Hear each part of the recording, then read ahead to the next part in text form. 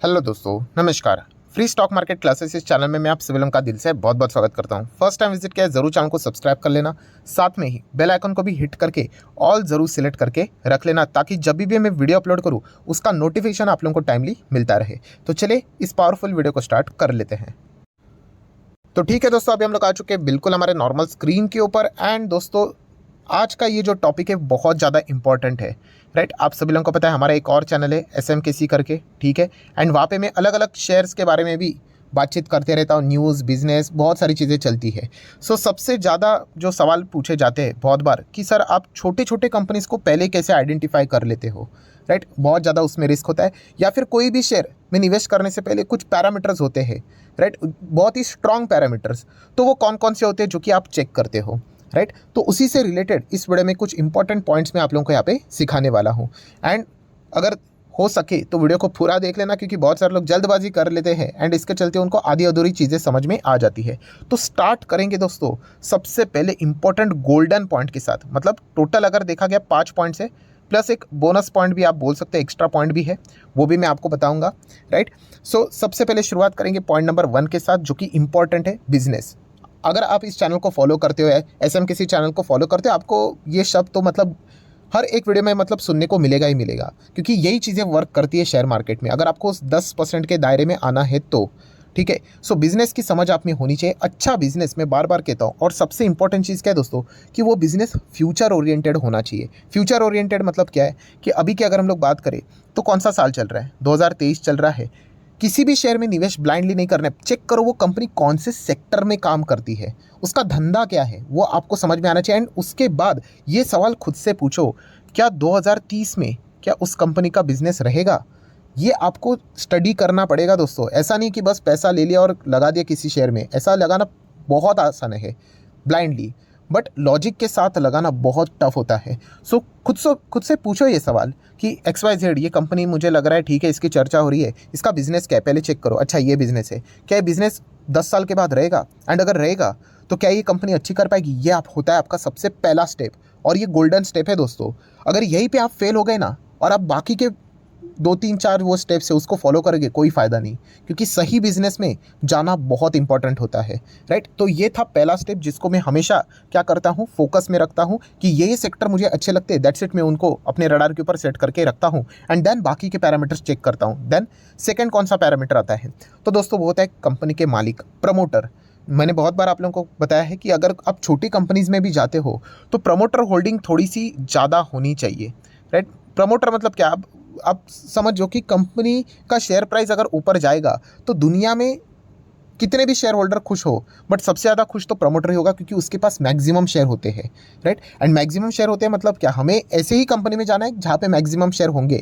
होने के लिए तो ऐसे भी कंपनीज आपको मिलेंगे प्रमोटर वाले जहाँ पे 20% हो प्रमोटर, 30% है। इसका अर्थ ये नहीं कि वो रिस्की हो गए करके। हर एक कंपनी का पैटर्न अपना अलग अलग होता है। अभी बैंकिंग कंपनी में जाओगे तो प्रमोटर होल्डिंग आपको ज़्यादा नहीं मिलेगी, 26% के आसपास ही प्रमोटर कुछ मैक्स टू मैक्स होल्ड कर सकते हैं, राइट, कुछ रूल्स है करके। बट अगर हम लोग अदर देन बैंकिंग की बात करें, ठीक है, फाइनेंस की बात करें, तो वहाँ पे प्रमोटर होल्डिंग एटलीस्ट दोस्तों, एटलीस्ट 50% से ज़्यादा तो होने ही चाहिए, एटलीस्ट।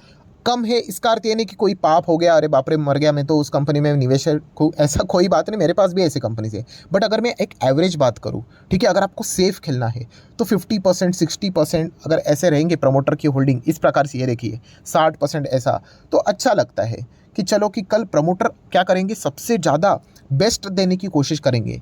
क्योंकि मैं जैसे आपको बोला कि कल अगर शेयर का प्राइस 10 गुना हुआ, आप कितना भी खुश हो, FIS DSB कितने भी खुश हो, ठीक है, उनका भी होल्डिंग है, पब्लिक का भी होल्डिंग है, आप देख सकते हो कितना है, 29%। बट कोई उतना खुश नहीं होगा जितना प्रमोटर, क्योंकि उनके पास 61% है। तो इसलिए ये इंपॉर्टेंट बात बनती है कि प्रमोटर की होल्डिंग अच्छी होनी चाहिए, राइट। तो ये एक सेकंड में पैरामीटर ज़रूर देखता हूँ। अगर बिजनेस अच्छा है, प्रमोटर भी अगर अच्छे खासे होंगे उसमें, तो इस चीज़ को मैं ज़रूर यहाँ पे ऐड कर लेता हूँ। देन दोस्तों पॉइंट नंबर 3, एंड ये जो मैं पॉइंट्स बता रहा हूँ ना दोस्तों, ये सब क्या है, एंड वाले पॉइंट है, और नहीं है कि ये होना चाहिए, ये नहीं होगा तो भी चलेगा। अच्छा सिर्फ प्रमोटर 60-70% है, बिजनेस खराब है, नहीं, सबके सब मार्क होने चाहिए। पॉइंट नंबर 1 येस होना चाहिए, 2 येस होना चाहिए, 3 होना चाहिए, 4 होना चाहिए, 5 होना चाहिए। जो बोनस है वो भी होगा तो भी अच्छा है, राइट। तब जाके हमने निवेश करना है। इतना सिंपल नहीं होता है, राइट। जैसे फ़ोन खरीदते हो कितना चेक करते हो, ये भी होना चाहिए वो भी होना चाहिए, वैसे ही चीज़ें चेक करनी होती है। पॉइंट नंबर 3, कंपनी के क्लाइंट्स। आप चाहो तो बोल सकते हो कंपनी के कस्टमर्स, राइट। ये एक गोल्डन पॉइंट मैंने आप लोगों को इसके पहले यहाँ पे बताया था कि जो कंपनी आप देख सकते हो, मैंने जो छोटे कंपनीज आपको बताए थे, नैनो कैप, माइक्रो कैप, जो आज स्मॉल कैप, मिड कैप तक यहाँ पे जा चुके हैं, अब चेक कर लो उनके क्लाइंट्स देखिए। आप मेरे पुराने वीडियोस में भी देखेंगे तो उसी से रिलेटेड मैंने जिक्र किया था। आप इनके क्लाइंट्स देखिए, क्या कमाल के क्लाइंट्स है। सो अगर अच्छे क्लाइंट्स होते हैं तो एक मतलब बोलते ना अच्छा, मतलब आपका एक पोर्टफोलियो बनता है कि आप बोल सकते हो कि अरे मेरे क्लाइंट तो रिलायंस है, अरे मेरा क्लाइंट तो टाटा है, राइट। तो इससे क्या हो जाता है, सामने वाला पर्सन को समझ में आता है कि अरे बॉस कुछ तो इसके कंपनी में दम है, फिर आपको एक मतलब एडवांटेज मिलता है। बट अगर आपके पास क्लाइंट कस्टमर नहीं होंगे, ठीक है, तो आपको मतलब बोलते हैं ना इनिशिएट करना बहुत टफ होता है, राइट। तो एक बहुत बड़ा एडवांटेज है, आप ऐसा भी बोल सकते हो, राइट। ये वाला जो थर्ड पॉइंट है ना, इसका अर्थ ये नहीं कि कस्टमर क्लाइंट नहीं है मतलब वो कंपनी घटिया ही हो गई करके। हर किसी को जीरो के साथ ही शुरुआत करनी पड़ती है। बट अगर उसके पास अगर अच्छे क्लाइंट्स अगर आप लोगों को मिल रहे हैं तो बहुत अच्छी बात है। ज़रूर ऐसे कंपनी को क्या कर लेना, वॉच लिस्ट में ऐड करके रख लेना along with the other points. So ये हो गया पॉइंट नंबर 3। अभी आ जाते हैं पॉइंट नंबर 4 की ओर। एंड पॉइंट नंबर 4 है पॉसिबिलिटी। देखो कि क्या वो कंपनी डेट फ्री है या नहीं, कर्ज मुक्त अगर होगी, बैलेंस शीट चेक कर लेना। लॉन्ग टर्म बोरिंग अगर नहीं होगा उस कंपनी के ऊपर, शॉर्ट टर्म ठीक है, 1 साल के अंदर अंदर वो प्लस माइनस होता रहता है। बट अगर कंपनी के ऊपर लॉन्ग टर्म बोरिंग अगर नहीं है, कंपनी डेट फ्री है, तो ये बहुत ही एडिशनल एडवांटेज वाला पॉइंट है। मैं अगेन कह रहा हूँ, कर्जा होना कोई पाप नहीं है, बिजनेस करते वक्त कर्जा लेना पड़ता है। बट अगर होगा डेट फ्री तो बोलते हैं ना सोने पे सुहागा, बहुत ही अच्छी बात है। सो ये एक पॉइंट है जिसको भी आप क्या कर सकते हो, चाहो तो कंसिडर कर सकते हो, स्टडी कर सकते हो। मैं इन चीज़ों को चेक करते रहता हूँ। देन अगर हम लोग नेक्स्ट आ जाते हैं दोस्तों कौन से वाले पॉइंट के ऊपर, सो वो पॉइंट है दोस्तों पॉइंट नंबर 5। एंड येस, अभी थोड़ा सा चीज़ याद आ गया, थोड़ा पीछे जाना चाहूँगा। कौन सा, कर्जा वाला। तो ये एक पॉइंट याद रखना है। ऐसा क्यों, तो देखिए इनकम की अगर हम लोग बात करें, आपका इनकम है 100, आपका खर्चा कितना होता है मान लीजिए 60, तो आपका प्रॉफिट कितना हो गया, इनकम से एक्सपेंस हटा दिया, आपका प्रॉफिट 40। अभी कर्जे का ही एग्जांपल ले लेते हैं कि मान लीजिए ये कंपनी के ऊपर कोई कर्जा नहीं था, बट अभी दूसरी कंपनी उसके ऊपर कर्जा है, इसका इनकम है 100, और कर्जे के वजह से क्या हो जाता है कि एक्सपेंस यहाँ पे बढ़ जाता है। किस चीज़ के चलते, FC, फाइनेंस कॉस्ट। आप लोन लेते हो ना, इंटरेस्ट देना पड़ता है कि नहीं, तो मान लीजिए उसके वजह से 10 यहाँ पे बढ़ गए तो 70 हो गया, तो आपका प्रॉफिट देखिए कितना हो गया, 40 से 30 हो गया। तो ये एक इंपॉर्टेंट पॉइंट होता है दोस्तों कि चेक कर लीजिए। अगर कर्जा नहीं होगा तो उस कंपनी के लिए क्या होता है, एक एडवांटेज होता है। मैं बार बार रिपीट करना पसंद करता हूँ, कर्जा अगर होगा तो ये मत बोलना अरे कंपनी घटिया हटा दो उसको, ऐसा कुछ भी नहीं है। वो कर्जे को सही तरीके से इस्तेमाल कर रही है तो भी चल जाएगा, बट नहीं होगा तो एक एडवांटेज होता है। ये एक पॉइंट पता होना चाहिए। सो चलिए, ये एक एग्जाम्पल मुझे देर से याद आया, बट ये भी एक पॉइंट हो चुका है। आ जाते हैं नेक्स्ट पॉइंट के ऊपर, पॉइंट नंबर 5। कौन सा, यस, कंपनी का रेवेन्यू एंड उसी के साथ साथ कंपनी का प्रॉफिट। अगर ये दोनों ऊपर जा रहे हैं, कंपनी का रेवेन्यू भी अगर बढ़ रहा है, अच्छी तरीके से ऊपर ऊपर ऊपर जा रहा है, एंड उसी के साथ साथ कंपनी का प्रॉफिट भी अगर ऊपर ऊपर ऊपर जा रहा है, दोनों एक साथ अगर अच्छी तरीके से भाग रहे हैं, डेफिनेटली वो कंपनी बहुत अच्छा कर सकती है। ठीक है, ये पॉइंट हम लोग को पता होना चाहिए। एंड रेवेन्यू एंड प्रॉफिट का भी अंतर आप लोगों को पता होना चाहिए। रेवेन्यू मतलब क्या, कि कंपनी कितना मतलब इनकम करती है। ठीक है, अभी मान लीजिए कंपनी कोई भी एक बिजनेस करती होगी, उससे कंपनी ने 1 लाख रुपया कमाया। कितना कमाया, 1 लाख रुपया कमाया। बट वो 1 लाख रुपया हवे से थोड़ी ना आएगा, कुछ ना कुछ तो उन्होंने खर्चा किया होगा। रॉ मटेरियल होगा, एम्प्लॉय को खर्चा दिया होगा, सैलरी दिया होगा, देन उसी के साथ साथ ट्रैवलिंग का एक्सपेंसेस होता होगा, इलेक्ट्रिसिटी बिल होगा, रेंट होगा। तो ये 1 लाख कमाने के लिए उसने कुछ ना कुछ खर्चा किया होगा। मान लीजिए 40,000 का खर्चा किया। ठीक है, सो रेवेन्यू मतलब 1 लाख कमाया, बट उस 1 लाख कमाने के लिए 40,000 का खर्चा किया, उसको हटाने के बाद कितना बचा आपको, 60,000, उसको बोलते हैं प्रॉफिट। ठीक है, तो ये एक पॉइंट पता होना चाहिए। सो अगर कंपनी का रेवेन्यू भी अच्छा बढ़ रहा है एंड प्रॉफिट भी अच्छा बढ़ रहा है, तो एक अच्छा इंडिकेशन मिलता है दोस्तों कि कंपनी बहुत अच्छी तरीके से बिजनेस यहाँ पे कर रही है। तो ये एक पॉइंट है, इसको भी आप क्या कर सकते हो, अपने रडार के ऊपर रख सकते हो, फोकस में रख सकते हो। देन दोस्तों एक्स्ट्रा वाला पॉइंट, जैसे मैंने बोला था ये 5 पॉइंट हो गए, इसको भी चाहो तो चेक कर लेना। कौन सा वाला, म्यूचुअल फंड्स। म्यूचुअल फंड्स बोलो या फिर इंस्टीट्यूशनल इन्वेस्टर्स बोलो, मतलब अगर एक कोई छोटी कंपनी है मान लीजिए, या फिर कोई भी कंपनी आपको नज़र आ रही है सारे 5 पॉइंट्स की कंपनी का बिजनेस ज़बरदस्त है, कर्जा भी नहीं है या फिर कम है, प्रमोटर होल्डिंग भी 60-70% है। ठीक है, उसी के साथ साथ कंपनी का रेवेन्यू प्रॉफिट अच्छा तरीके से ग्रो करते ही जा रहा है, राइट। बहुत सारे अलग अलग पैरामीटर्स हम लोगों ने अभी जो चेक किए थे वो सारे नज़र यहाँ पे आ रहे हैं। एंड प्लस उसी के साथ साथ अगर देखा गया तो उसमें इंस्टीट्यूशनल इन्वेस्टर भी है, म्यूचुअल फंड ने भी पैसा लगाया है या फिर फॉरेन इंस्टीट्यूशनल ने पैसा यहाँ पे लगा हुआ है तो डेफिनेटली ये वाली कंपनी बहुत शानदार रहेगी, बहुत ही अच्छा परफॉर्मेंस करने वाली कंपनी रहेगी।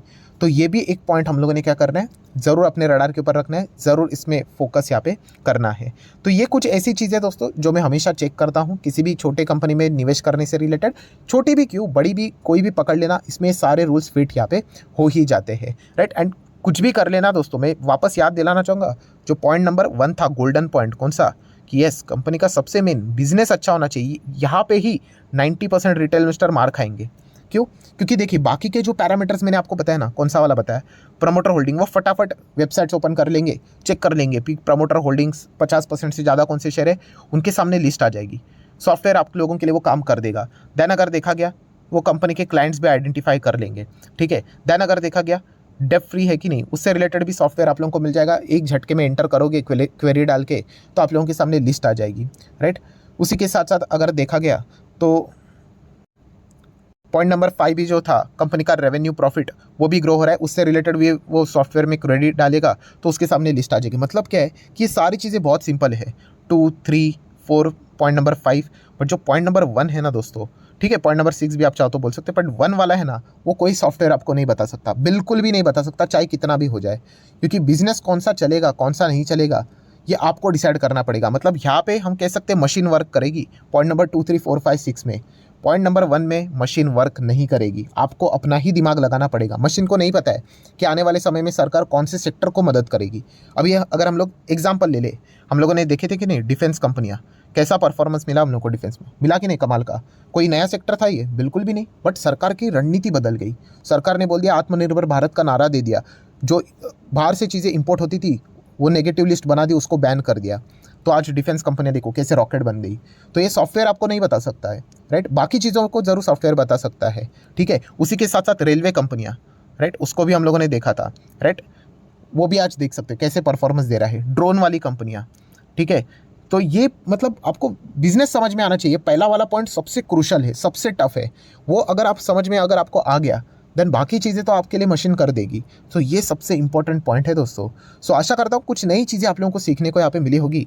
तो चाहो तो आप इस वीडियो को लाइक कर सकते हो, दोस्तों के साथ शेयर कर सकते हो। एंड डीमैट अकाउंट अगर आपने अभी तक ओपन नहीं किया है तो लिंक नीचे डिस्क्रिप्शन में 25 वीडियो की लिस्ट आपको बिल्कुल फ्री ऑफ कॉस्ट मिल जाएगी। आपका नाम, कौन सा अकाउंट आपने लिंक के थ्रू ओपन किया है, प्रॉपर्ली कमेंट सेक्शन में मेंशन कर दें तो हफ्ते भर के अंदर अंदर सारे लेक्चर्स मेरे साइड से फ्री ऑफ कॉस्ट प्रोवाइड कर दिए जाएंगे ताकि आप शेयर बाजार को आसान भाषा से सीख सको। So that's it, thank you very much दोस्तों, we will be meeting our next video, तब तक के लिए बाय बाय।